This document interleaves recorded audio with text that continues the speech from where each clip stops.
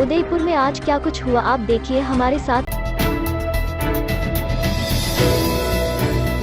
राजस्थान राज्य विधिक सेवा प्राधिकरण जयपुर के तत्वाधान में जिला विधिक सेवा प्राधिकरण द्वारा आज कोर्ट सभागार में राष्ट्रीय लोक अदालत का आयोजन किया गया। लोक अदालत में धन वसूली, श्रम एवं नियोजन संबंधी विवाद, बिजली पानी बिल भुगतान, पोषण से संबंधित प्रकरण, राजस्व विभाग सहित अन्य मामलों का निस्तारण किया गया। इसके अलावा न्यायालय में लंबित फौजदारी बैंक विवाद, गैर बैंक विवाद, सरकारी संबंधित मामलों का भी निस्तारण किया गया। इस दौरान उदयपुर जिला एवं सेशन न्यायालय के न्यायाधीश कुलदीप शर्मा मौजूद रहे। अखिल भारतीय विद्यार्थी परिषद की स्थापना दिवस के कार्यक्रमों के तहत आज मोहनलाल सुखाड़िया विश्वविद्यालय के छात्र कल्याण अधिष्ठाता कार्यालय में रक्तदान शिविर का आयोजन किया गया। रक्तदान शिविर में युवाओं ने बढ़ चढ़कर हिस्सा लिया। रक्तदान करने आए युवाओं ने कहा कि रक्तदान सबसे बड़ा दान है और रक्त की कमी से किसी की मौत न हो, इसलिए हर वर्ष अखिल भारतीय विद्यार्थी परिषद द्वारा रक्तदान शिविर का आयोजन किया जाता है। इस वर्ष भी रक्तदान शिविर में 100 यूनिट का लक्ष्य रखा गया है। रक्तदान शिविर में छात्र नेता उपनिषद प्रजापत, सुरेश वालिया, अंशुमान सिंह शक्तावत, रौनक राज सिंह सहित कई छात्र नेता मौजूद रहे। जिले की प्रभारी सचिव आनंदी उदयपुर दौरे पर रही। सर्किट हाउस में जिले की बजट घोषणाओं के त्वरित एवं समयबद्ध क्रियान्वयन को लेकर अधिकारियों की बैठक ली।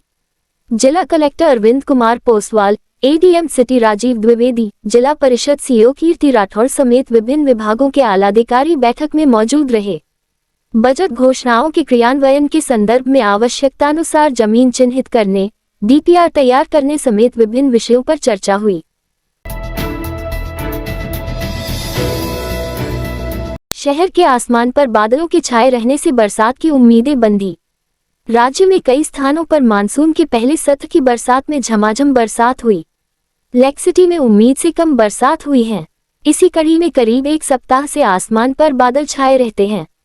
कभी रिमझिम बरसात का क्रम बना रहा। विगत 3 दिनों से बादलों से बरसात की उम्मीद बंधी हुई है, लेकिन बरसात इंतजार करवा रही है। सुंदर दूधतलाई झील के घाट पर झील से निकाली गई जलीय घास फैली हुई है। झील के घाट पर फैली हुई जलीय घास से उठने वाली बदबू से आसपास गुजरने वाले लोगों को मुंह पर रुमाल रखकर आगे बढ़ना पड़ता है। झीलों की नगरी के नाम से मशहूर उदयपुर शहर में बड़ी संख्या में देसी विदेशी मेहमानों के समूह प्रतिदिन घूमने के लिए लेक सिटी आते हैं। लेक सिटी की सुंदर झीलें मेहमानों को स्वतः आकर्षित करती है। शहर में घूमने के लिए आने वाले सैलानियों के समूह अक्सर दूधतलाई झील अवश्य जाते हैं, क्योंकि इस झील के आसपास कई सुंदर पॉइंट देखने को मिलते हैं। करणी माता रोपवे, जंगल सफारी, पिछोला झील में बोट राइड, माणिक्य लाल वर्मा पार्क, पंडित दीनदयाल उपाध्याय पार्क आदि स्थानों पर सैलानी सुगमता के साथ घूम फिर सकते हैं।